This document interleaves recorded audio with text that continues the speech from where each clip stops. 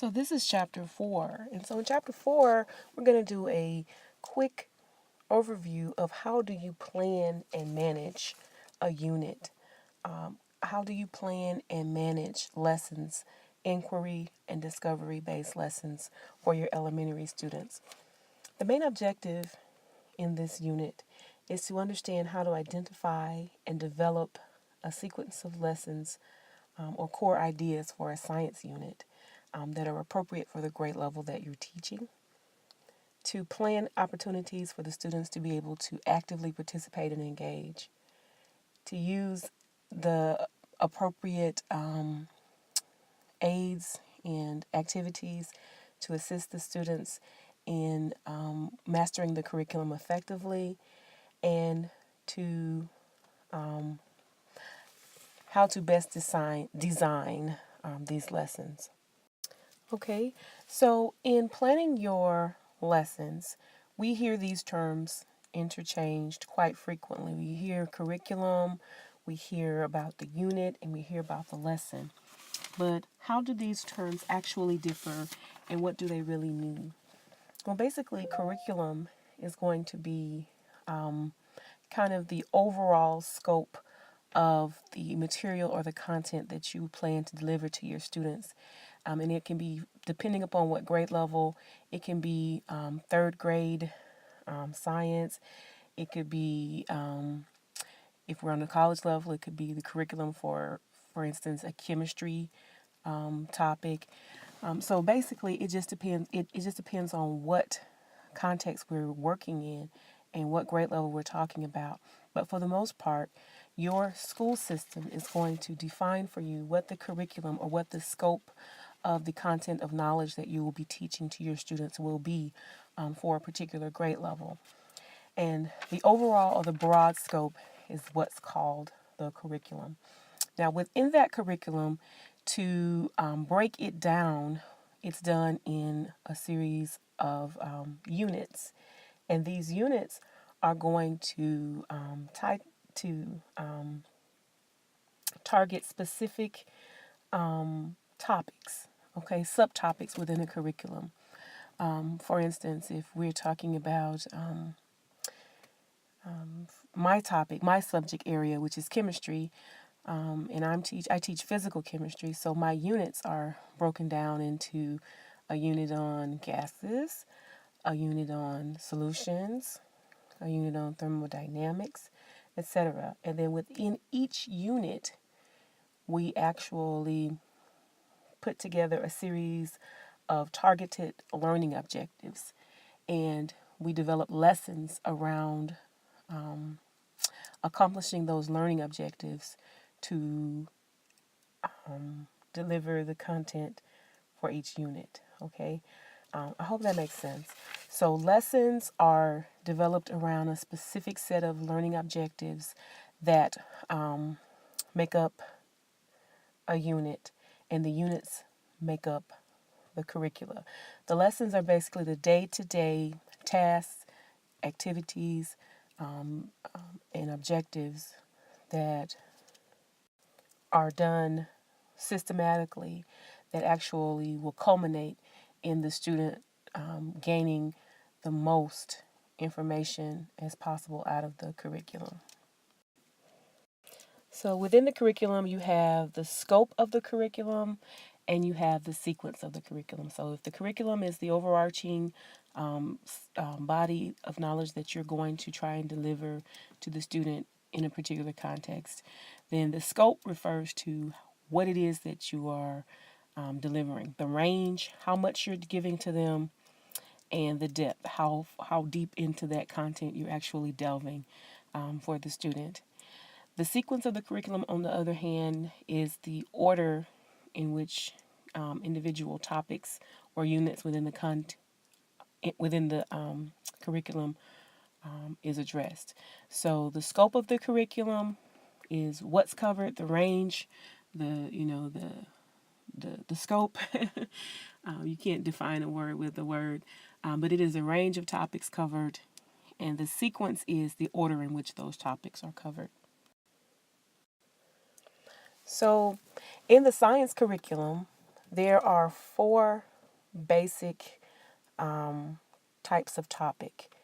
You will have earth and space science topics. You will have life science topics, physical science topics, and technology and engineering topics. The earth and space sciences represent the knowledge of the origins of the universe and of the earth. They include the subdisciplines of astronomy, geology, meteorology, and other areas of study. The things that are most often taught in elementary school from earth and space science are patterns and cycles among the stars, the sun, and the planets, and processes that occur on the earth, and weather and climate. So basically, stars, suns, planets, just basic earth processes, weather and climate are the earth and space science topics that usually are covered. Now, in life sciences, these are the things that define living things. So, molecular biology, zoology, botany, ecology, and in the elementary science curriculum, usually students start to learn how organisms are formed, the structure and function of organisms. They usually understand ecosystems and how components of the ecosystem have relationships with each other, traits, and how living things get their traits and their identity, life cycles, and they also, from the life science perspective, learn to explore matter and energy in the ecosystem.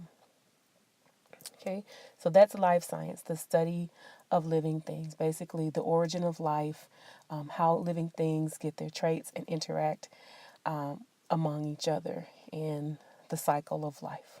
All right, so the next is physical sciences, and physical sciences include physics and chemistry, which is my area. Physics demonstrates or deals with the relationships between energy and matter, and chemistry deals with how matter, the composition, the structure, and the change of matter, how reactions happen, how changes occur in terms of the chemical makeup of matter.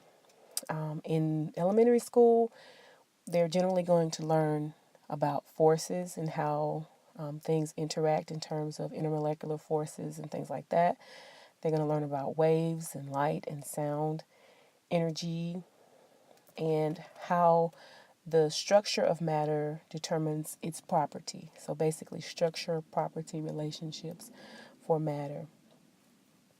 Okay, technology and engineering, remember, are the application of scientific principles to solve problems. And so this may be a very, very interesting and unique opportunity for elementary students, because since students usually love at this age to design and touch and build, especially when they can see that they have built something that works, or something that is able to do something or move or accomplish a task, then this is an opportunity to really engage the students. The way that they can explore engineering and design and process skills in elementary school are generally to think about solutions to problems. Think about if you can show them an activity that says what should be solved with this for this problem. How do you propose to solve that? Let them design possible solutions, test those solutions out, and then revise their next design based on the evidence that they get from whether or not that particular approach works. And the iterative process, or the repetitive, the step by step, going back, doing something, reviewing it, and then starting back to build the next system based on evidence from the first system, gives them that critical thinking and those process skills that they're going to need as they go out through their scientific careers. So that's the scope of the science curriculum that you're probably going to see, well, that you will see in elementary education: earth and space science, life science, physical science, and some technology and engineering topics, which apply either one or more of these core science principles to the solving of problems. What about the sequence of the science curriculum? This generally, once again, will be defined by the state or by your Common Core or your next generation standards. The way that the curriculum is sequenced is very, very important. And even though your state most likely will define what that sequence is, it's important to keep in mind that science is, each topic within the science curriculum is not a standalone topic. Science happens as an integrated whole. So though I am a living and breathing person or a living thing, then there are many physical science principles that are taking place in my body. There's a lot of physics that's taking place in my body. There's a lot of chemistry that's taking place in my body. You know, the interaction of my body with the earth is very important in terms of the my life. And so for delivering content to students, it is very, very important to remember that everything is integrated, everything is related, everything is cross-cutting. And so when science education is delivered, it should be delivered. When you present one topic, you can often utilize the context of a modern scenario that is relevant to a child's life to allow them to see the demonstration of other scientific principles in the context of the one that you're trying to teach to them.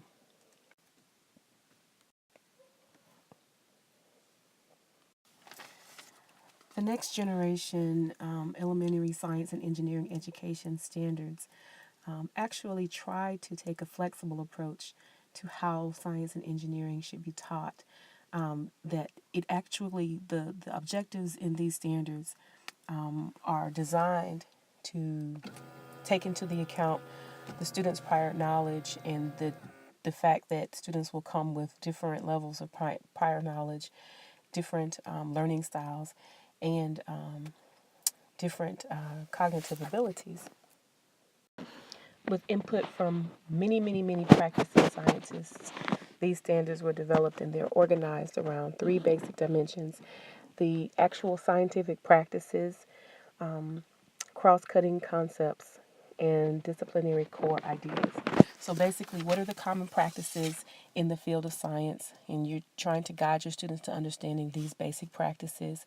You're also guiding them to understand cross-cutting concepts, which is just what I just described a few minutes ago, which is cross-cutting being the interrelationship of how the different areas of science are related to each other. And disciplinary core ideas. So basically, this means that the specific discipline that you're teaching, you want to make sure that the student is mastering the fundamentals of that core topic, even as you are introducing them to the topic in context of the cross-cutting concepts and scientific practices. So, how should you go about planning your curriculum? What are some guidelines? The four guidelines that are given by your author are: number one, to remember that a child learns best when you make the content relevant to him or her. To do this, you want to organize your learning experiences from the child outward. And what does that mean? First, relate the content to the child, make them see the problem, see the scenario, and then show them the relationship with the problem and how they can start moving toward understanding the science content. So, for example, your book gives a an example about teaching electricity. And before you start delving into the subject area where you will start going to the circuits and the switches and start showing the process of electrical energy, that first of all, you would say, think about how you use electricity in your house. Think about how important electricity is to you.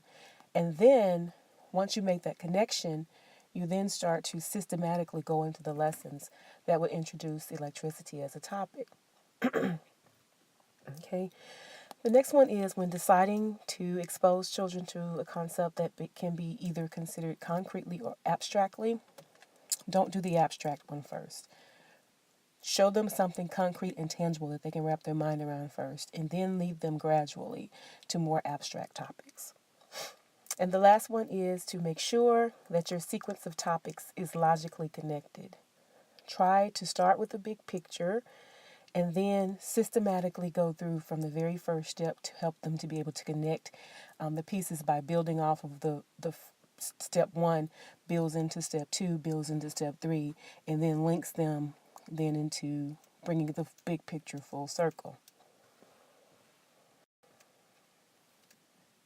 So your goal should be, you remember when we did our discussion board questions, we asked how you felt about science in your elementary education.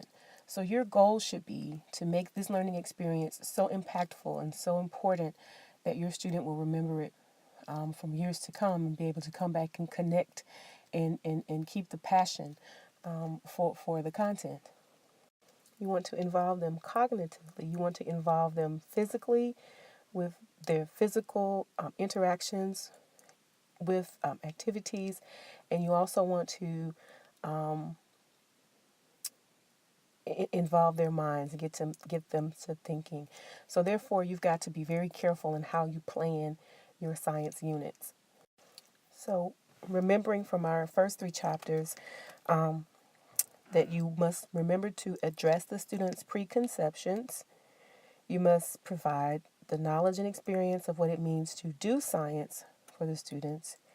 And you must provide the opportunity for the students to actually be able to reflect on what it is that they're learning. So, you have several resources that are available to you as the instructor to develop a unit plan. And your textbook addresses the fact that textbooks are becoming less and less used because more active learning strategies are being employed. But we still must remember that the textbook is a very fundamental part of the learning experience for a child. We want to be able to help them to navigate it, to learn how to read and embrace the textbook as much as possible. And as well, in as much, you also want them to be able to use the textbook to help you to guide the sequence of the lessons. Even though every teacher is going to do things differently, the fact that the author places certain topics in a certain sequence, this could be a very invaluable resource for you as an instructor, especially for new instructors, as you start to see what a example of a good logical sequence of introducing these lessons may be for your students. As you gain more experience, of course, you can, modify them and to put them in different order, but the textbook will serve as a good resource for that. And, we also have to remember that there's thousands of publishers popping up every day. I won't say thousands, many, many publishers, new publishers popping up every day. Some of them are good, some of them are not so good. So, as you go through your teaching career, you will start to be able to figure out the things that work for you and the things that do not. So, what are the things that will make a good unit plan? So, you want to have a rationale for your unit. You want to have performance objectives. You want to plan what content should be taught, outline that content, figure out the daily lesson plans, prepare a materials list of the things that you'll need to execute that lesson, make a list of the audiovisual materials that you'll need, and any accommodations that you may need. And so to delve a little bit deeper into each one of these, excuse me. the rationale. It will help you think through the reasons that you're doing a unit on a particular topic. Your performance objectives, it will help you to focus on the intended outcomes of the unit. The content that you're going to teach, it clearly identifies and specifies the content that the children are intended to learn in the unit. Okay? And it helps you to review the content that will provide the foundation for the learning experience. So, content to be taught identifies the specifics, and the content outline is for you as the teacher. It's going to help you to review the content that will provide the foundation for the learning experience, because sometimes with this breadth and scope of the amount of scientific knowledge, you need to make sure that you review the content that you're going to teach as well. So in addition to having an outline for what you'll be teaching to the students, you need to provide an outline for yourself of the things that you may need to go and brush up on, and to make sure that you're fully aware of the full scope of what it is that you're trying to teach to your students based on the learning objectives that you've identified. Okay, so for daily lesson plans, these will help you to think through the learning activities and their relationship to the engagement, exploration, and content explanation. Your materials list is to help you to make certain that you have everything that you need to do the science activities that are basically listed in the daily lessons. And the audiovisual materials and list is self-explanatory to make sure you have the correct computer hardware and software, videotapes, and other required equipment. And accommodations is any modifications and accommodations that may be necessary to provide the most accessible learning experience that is the least restrictive for the children in your class. If there, and especially if there's any students with any special needs, you want to make sure that you have provided for the accommodations to make sure that all of the students have the opportunity to be to participate in the learning experience. Okay, and your assessment strategies. And these objectives will help you to reflect and consider the formal and informal ways that you are going to assess the extent to which the children have achieved the learning, how they have achieved cognitive, psychomotor, and affective growth during the unit. Okay, as we were discussing a few minutes ago, science textbooks are useful for sequencing your curriculum. They also can help you to figure out the best approach to teaching inquiry-based, discovery-based lessons to students. Many times they're going to contain a series of activities that you can do with your students. They may contain a teacher's guide to help walk you through the best way to implement some of these things in your courses. So they are very good tools for your planning of your lessons. When you are evaluating a textbook to determine whether or not it's useful, you should think about the following criteria. The content, what the content of the textbook is, the reading level of the textbook in relationship to the grade level that you're teaching, what is the textbook's approach to instruction, what are the physical characteristics of the textbook, is it packed, is it heavy, is it easy to read, is it easy to carry for the students, etc.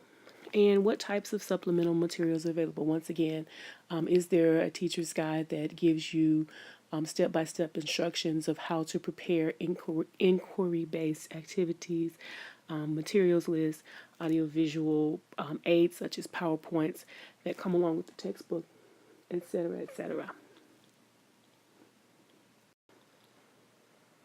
The other type of aid that you may be able to use in your classroom is a science kit.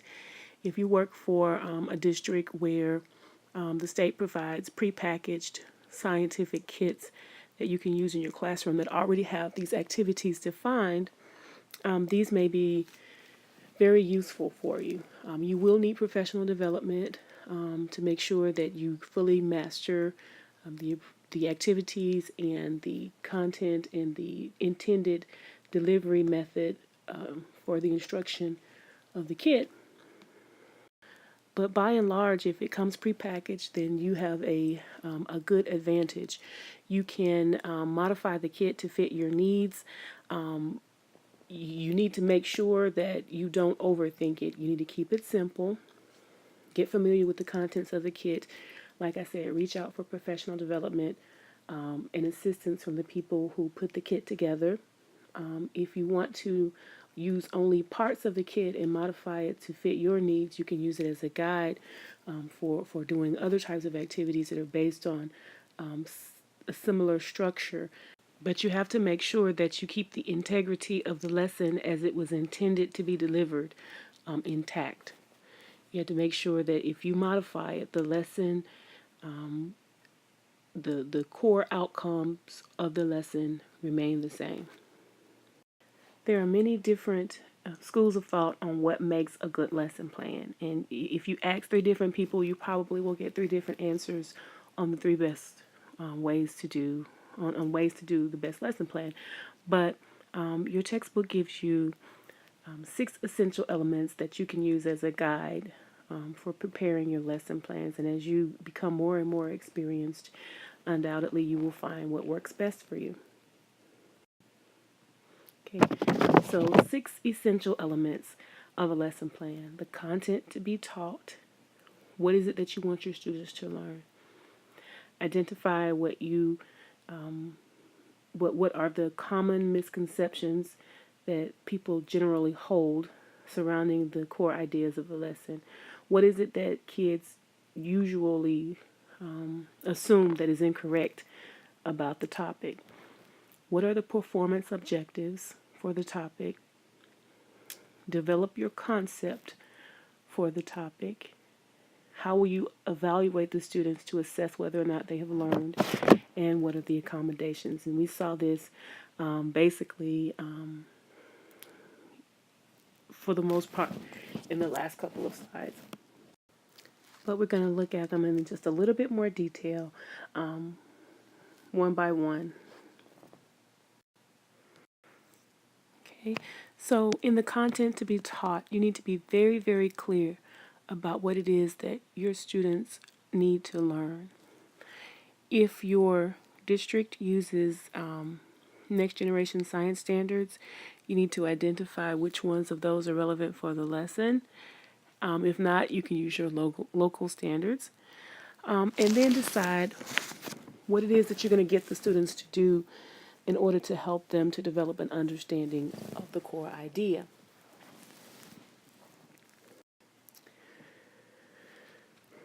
We remember that no child is a blank slate. So for number 2, once again, we identify the common misconceptions. What is it that the child already knows about the subject? And what is true and what is a misconception? So think about those things as you develop the activity so that you can replace those misconceptions with the correct information. Performance objectives. What is it specifically that the student will need to demonstrate? What will they need to do? What will they need to perform in order to demonstrate that they have mastered the content, that they have learned the content? And 3 of the components that make up defining learning objectives are: what is the condition for learning? What is the observable performance to indicate that they have learned? And what is the criteria that you're going to use to rate the level of performance?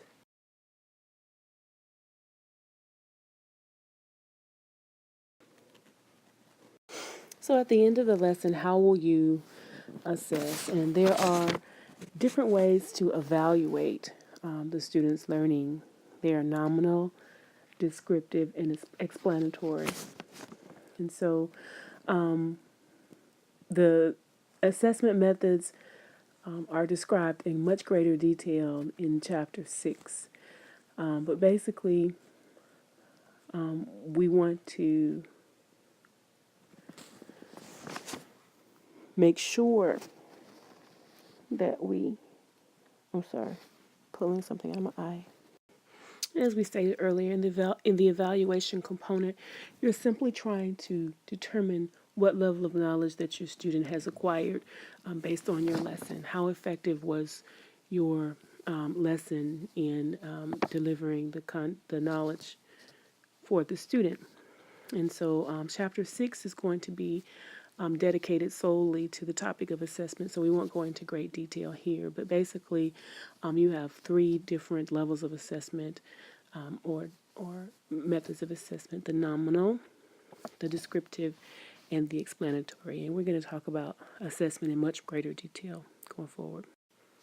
Okay, and the last one was accommodation. And once again, we always want to make sure that we provide for the different learning styles, the different capabilities, the different physical abilities of the students, and accommodate any disabilities or learning impairments that the students may have. And so we are referring back to the universal design for learning that we saw the last couple of chapters, where we have multiple means of representation, multiple means of expression, and multiple means of engagement.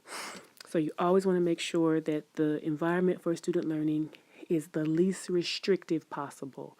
We want to make sure that it is easily accessible for all students. Okay, so at the end of this chapter, this is where we are. We've reached the end. And so I would like for you, I'm going to have a series of questions that I'm going to have you answer. But I would like for you to look at the sample activity, the sample lesson that was provided for you. And that is on page